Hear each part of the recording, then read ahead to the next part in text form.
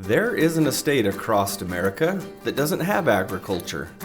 And once a year, farmers and ranchers from around the country come together for the annual American Farm Bureau Conference. The primary purpose is to vote on national agriculture policy, but the conference also offers a host of other activities to strengthen and network those who register to attend.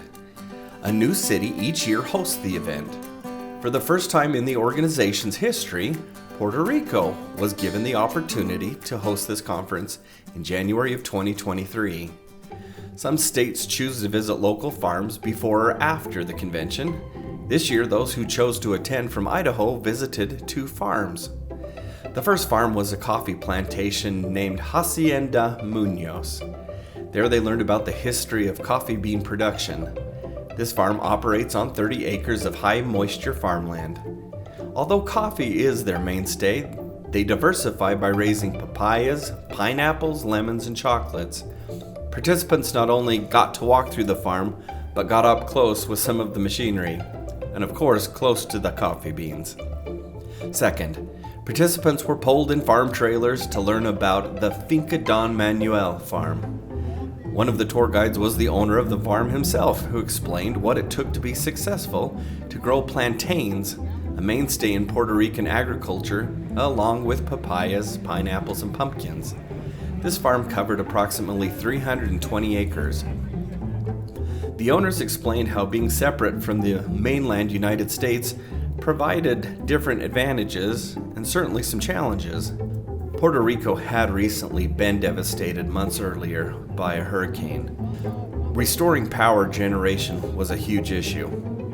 In addition to learning about agriculture outside of Idaho, attendees made a brief stop in the city of Ponce and got to visit one of the 5 bioluminescent bays in the world. After a day of farm tours, it was time for conference meetings and competitions. Young farmers and ranchers filled the hall to compete in discussion meet sessions. Other young farmers made presentations in the excellence and achiever categories.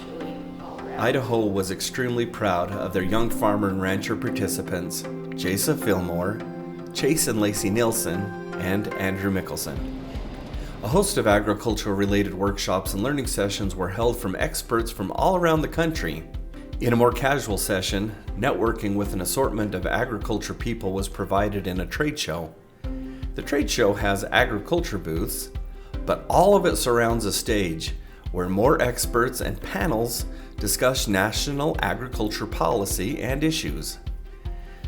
The main convention center filled up and allowed farmers to hear from some of the nation's top leaders in agriculture, including American Farm Bureau President Zippy Duvall and U.S. Secretary of Agriculture Tom Vilsack, as well as a message from the President of the United States.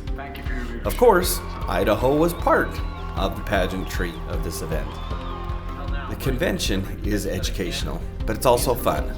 Components like Dog of the Year and state competitions keep it lively.